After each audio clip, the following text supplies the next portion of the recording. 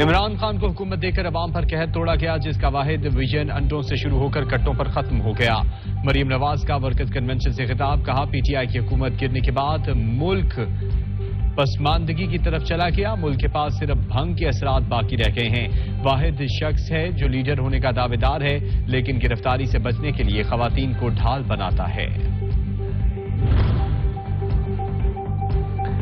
मुसलसल भाग दौड़ घड़ी चोर को थका कर गिरा देगी, तो इसे गिरफ्तार करके जेल में डालेंगे। करप्शन का हिसाब लेंगे, फिर इंतखाब होंगे। वजीर दाखिला राना सनाउल्लाह का फैसलाबाद में अवामी इज्तिमा से खिताब, कहा कारकुन तैयारी कर लें, आइंदा जलसे से नवाज शरीफ खिताब करेंगे। इंतखाबी मुहिम चलाएंगे, इलेक्शन जीतकर कौम की तकदीर बदलेंगे।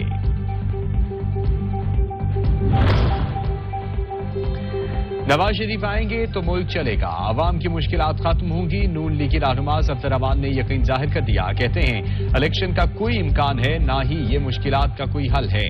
शहबाज शरीफ ने पीडीएम के साथ मिलकर सरतोड़ कोशिशों से मुल्क को मुआशी तबाही से निकाला। मसाइल का हल नवाज शरीफ के पास है।